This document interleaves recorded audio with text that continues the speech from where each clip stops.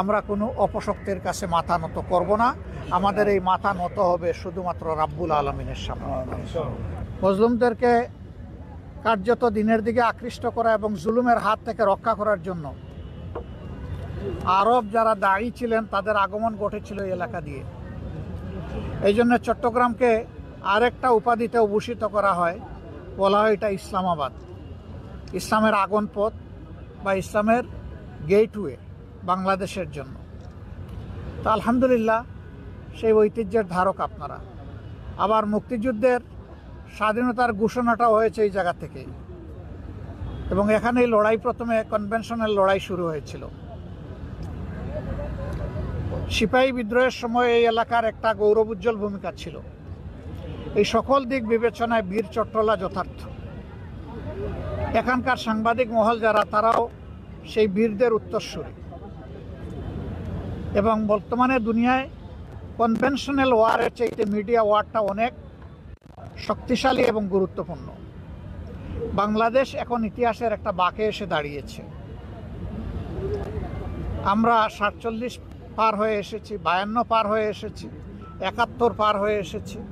এখন আমরা দাঁড়িয়েছি 24-এর কূলে।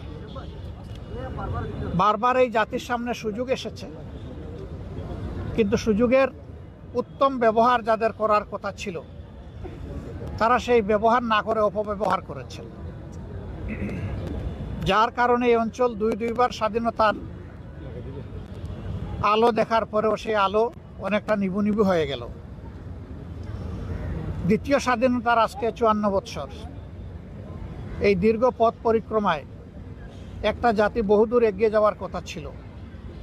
আল্লাহ তাআলা আমাদেরকে বহুবিধ সম্পদও দান করেছেন, আর সম্পদের একটা লীলাভূমি হচ্ছে এই চট্টগ্রাম, বিশেষভাবে বাংলাদেশের মধ্যে।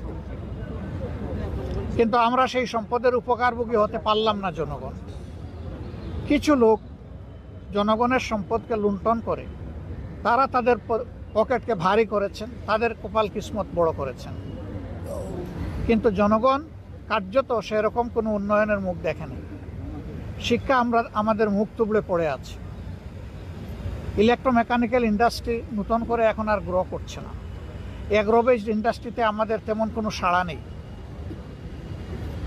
আমাদের মৎস্য এবং পশু সম্পদে ব্যাপক প্রয়োজন থাকা সত্ত্বেও এখনও আমাদের চাহিদার তুলনায় আমাদের প্রোডাকশন খুবই কম।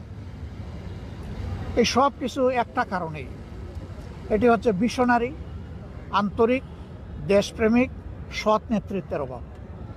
এই 4টা উপাদান ছিল না বলেই দেশ বারবার মুখ তুবড়ে পড়েছে।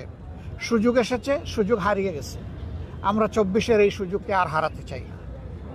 এই সুযোগের ইনশাআল্লাহ আমরা 16 আনা সদ্ব্যবহার করতে চাই, কোনো দলের জন্য নয়, গোটা জাতির জন্য, আপামর জনগণের জন্য, এদেশের মুসলমান, হিন্দু, বৌদ্ধ, খ্রিস্টানদের জন্য, আরও যারা আছেন জাতি উপজাতি সকলের জন্য, বাংলাদেশের সীমানার ভিতরে যারা বসবাস করে তাদের জন্য, এদেশের শিশুদের জন্য, এদের মায়েদের জন্য, এদেশের বৃদ্ধ যারা হয়েছেন তাদের জন্য, যারা একেবারেই অসহায় তাদের জন্য আমরা তাদের কথা বলতে চাই, আমরা তাদের কণ্ঠ হতে চাই।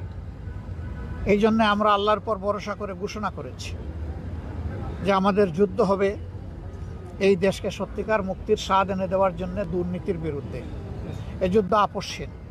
এই যুদ্ধে ইনশাআল্লাহ আমরা কারো কাছে মাথা নত করব না। আমরা এই যুদ্ধে আমাদের ডেস্টিনেশনে, গন্তব্যে না পৌঁছা পর্যন্ত কোনো কিছু আমাদেরকে থামাতে পারবে না। আমরা ইনশাআল্লাহ থামবো না, আমাদের চলা অব্যাহত থাকবে। মিডিয়া হচ্ছে জাতির দর্পণ, আপনারা জাতির বিবেক। আপনাদের বিবেককে শানিত করবেন, এই যুদ্ধে আপনারাও শরিক হবেন। কারণ জাতি আমাদের সবার, কোনো বিশেষ দলের নয়, গোষ্ঠীর নয়। কারো কাছে আমরা আমাদের দেশের রাজনীতিকে ইজারা দিতে চাই না, কোনো পরিবার নয়, কোনো দল নয়। এ দেশের মালিক এদেশের জনগণ। আমরা জনগণের হাতে জনগণের অধিকার তুলে দিতে চাই।